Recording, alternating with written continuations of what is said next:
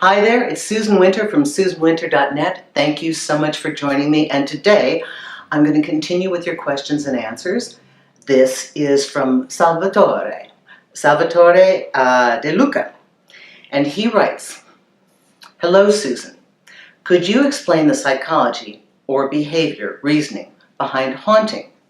It's basically the follow-up of ghosting.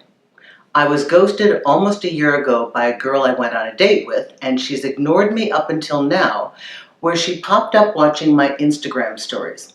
She's currently in a relationship as well. What could this mean?" Salvatore, I'm glad to hear from you. Well, first of all, it means that you run as fast as you can away from this person. First she ghosted you, now she's haunting you. Oh gosh, the psychology. Okay. Everybody's at a different level of evolution and mental health and integration with their word and their accountability.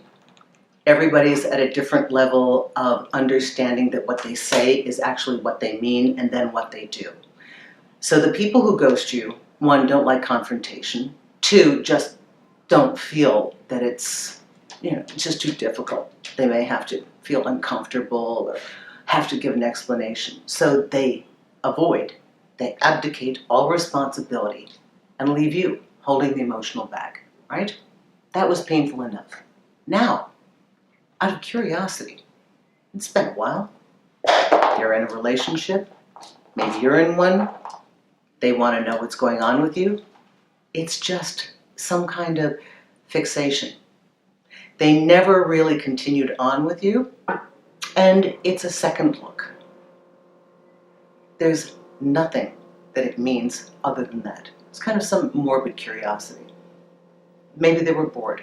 Maybe they had an extra hour and you crossed their mind. And I wish I could say that it means that there's some latent feelings of sadness or guilt and that they hurt you and that they wish they could have done better. But even more importantly, when somebody's in a relationship and they do this, I just end up feeling sorry for the person they're with. I have a friend who, had a very difficult on and off relationship for 3 years with a woman who was hot and cold, okay? It was on and off all the time. Drove him crazy, and he was the best boyfriend, okay. Now, he got into a new relationship. She kept haunting him, liking things, just being there, right? Never really saying anything, just showing up and liking and liking. She's got time to follow him.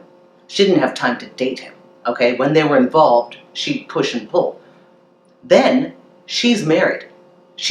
And with a child, and she's still haunting him. What's up with that? All I know from working with this person is that they were dealing with an unhealthy person to begin with. So here's what happens in our modern time period. When we run into confused people, we end up confused. It's like we caught a cold from them. We were healthy. We had too much contact with them and they made us sick. Let me give you some great advice. If you run into something that is completely illogical and you're scratching your mind and you're thinking, if I could just figure out what they were thinking, what they were feeling, stop all of it. It's an absolute waste of energy. Chances are good that one, they didn't know what they were feeling, and two, they still don't know what they're feeling. Trying to make sense out of something that's illogical is ridiculous. You are not going to have the answer. There's no logical reason for illogical actions. People are run by emotions.